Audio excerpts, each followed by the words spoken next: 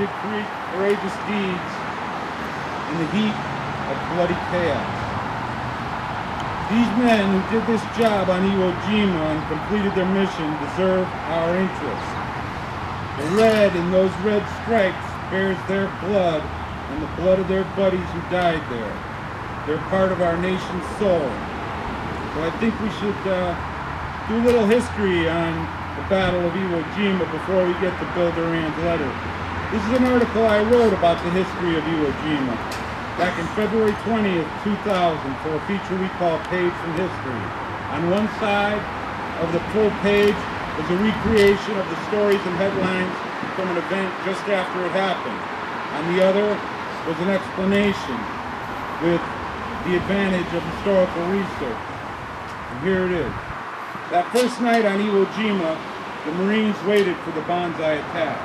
The inevitable suicide charge would come in darkness. Waves of screaming Japanese running straight in, with bayonets, swords, grenades, and bamboo spears. After an eruption of small arms, mortars, and grenades, the light of day would show the desperate foe in heaps. But on that first night, February 19th, 1945, there would be no banzai. Tucked into caves, tunnels, and concrete boxes all over that treeless hump, Japanese had been ordered to hunker down and wait, striking only when the chance to kill was prime. Their mission was 10 American deaths for every emperor's warrior who fell. U.S. Marines who struggled onto the ash and lava shore that morning didn't know about the change in strategy. They knew they had a tough fight ahead, but they didn't know how little harm the pre-invasion bombing had done. They didn't know victory would take an agonizing 36 days. Still, many had seen hard service in Saipan and other Pacific battles. They knew how to kill the enemy, and Iwo Jima was the place for that.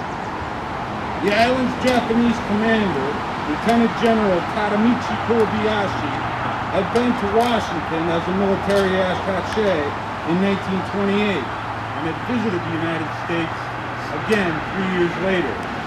Kobayashi was impressed. The United States is the last country in the world that Japan should fight, he wrote his wife in 1931. Its industrial potential is huge and fabulous, and the people are energetic and versatile. One must never underestimate the Americans' fighting ability. Knowing the energy and material might he was facing, Kobayashi had converted Iwo Jima into an intricate fortress. Shore and anti-aircraft guns, mortars, machine guns, tanks, all arms and supplies were spliced into the rocky ridges, caves, and tunnels that laced the 8-square-mile bastion. Kobayashi's headquarters was a system of underground chambers fed by 500 feet of tunnel, some sections as deep as 75 feet. The Japanese had good reason for such a solid defense. Iwo, 660 miles from Tokyo, was one of the last links in the Pacific island hopping campaign that was drawing ever closer to the big home islands.